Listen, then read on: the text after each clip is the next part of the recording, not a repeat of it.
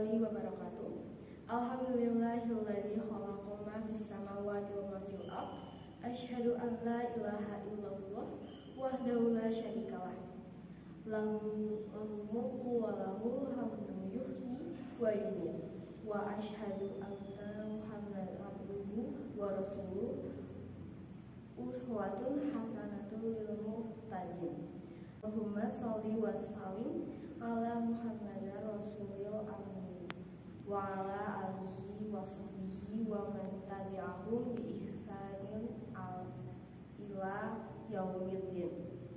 Amma ba'du, ya ibadallah, usikum wa nafsi bi taqwallahi wa faqad fazal muttaqun. Qala Allahu ta'ala, fa idza qudiyatis sholatu fantashiru fil ardh wabtaghu min fadlillahi wa qudullaha katsiran la'allakum tuflihun. Baik, jadi di sini saya akan berceramah tentang orang yang beriman. Jadi hadirin jamaah sholat Jumat, ya insya Allah selalu berada pada naungan rahmat dan hidayat Allah. Tak henti kita panjatkan puji dan puji syukur kepada Allah SWT yang telah memberikan kita nikmat iman dan Islam, karunia yang teramat besar yang Allah karuniakan kepada hamba-hambanya.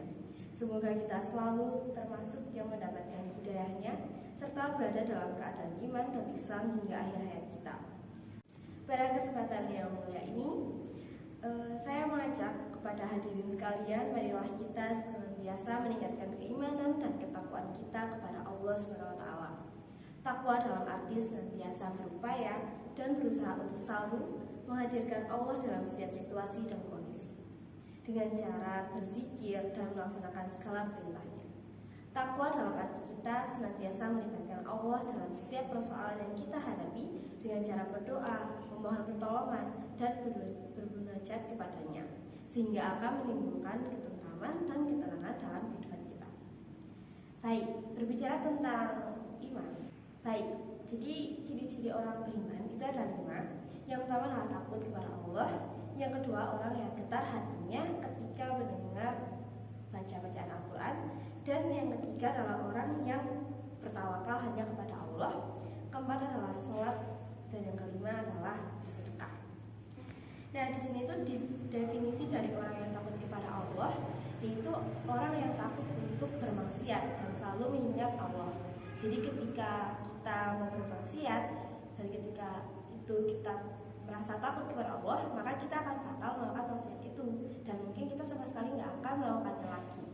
Lalu yang kedua yang dimaksud dengan orang yang yang getar hatinya mendengar Al-Quran itu ketika nih kita lagi sholat. Nah, terus imam kita itu membaca surat-surat yang panjang. Harusnya tuh kita merasa senang karena yaitu tadi kita mendapatkan pahala karena mendengarkan lantunan dari bacaan Al-Quran. Lalu yang ketiga adalah orang yang selalu bertawakal kepada Allah dan tidak percaya persoalan dukun, terus ada jimat-jimat, ada barang benda. Nah itu. Lalu yang keempat adalah mempertahankan sholat. Sholat itu adalah fondasi agama. Nah, kalau misalkan kita nggak melancarkan sholat kita, nggak selalu menunaikan sholat kita tepat waktu atau bahkan meninggalkannya, kita tuh bakalan sama saja menghancurkan fondasi agama kita, karena di suatu hari nanti kita tuh bakal ditanya yang pertama itu tentang sholat. Nah, kalau misalkan kita nggak menunaikan sholat, sama aja kita menggugurkan agama kita. Lalu yang kelima adalah bersedekah. Nah, Allah itu sangat suka dengan orang yang bersedekah karena harta itu kan titipan dari Allah. Jadi kita tuh dianjurkan untuk bersedekah. Apalagi yang kelebihan harta itu diwajibkan untuk bersedekah minimal 28% buat ya melancarkan uangnya lah, biar uangnya tuh halal guys, nggak haram. Oke, itu ada pun bacaan Al-Quran Al-Quran, yaitu pada surat Ali Imran ayat ke-102, yang artinya adalah, hai orang-orang yang beriman, bertawakallah kepada Allah sebenar-benar takwa kepadanya, dan janganlah sekali-sekali kamu mati melainkan dalam keadaan beragama Islam. Setiap yang bernyawa akan merasakan mati. Kematian itu adalah sesuatu yang pasti kita hadapi, sesuatu yang menjadi gerbang dari kehidupan dunia menuju kehidupan akhirat adalah kematian. Ya Allah, ya Rabb, hanya dalam kuasa-Mu segala apa yang terjadi pada hamba-Mu ini tiada daya dan upaya selain keagungan-Mu. Ya Allah, jadikanlah segala nikmat dan titipan-Mu menjadikan hamba-Mu semakin pandai bersyukur. Berikanlah kekuatan iman dan Islam kepada kami, ya Allah. Tuntunkanlah setiap langkah kami di jalan-Mu, ya Allah. Curahkanlah segala rahmat dan karunia-Mu kepada keluarga dan anak-anak kami, ya Allah.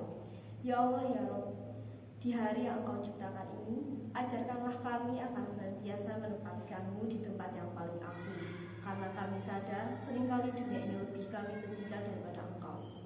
Ya Allah, wahai yang maha menatap, wahai yang maha agung dan maha perkasa, Engkaulah yang maha tahu. Ampunilah sebusuk apapun di hidup kami selama ini.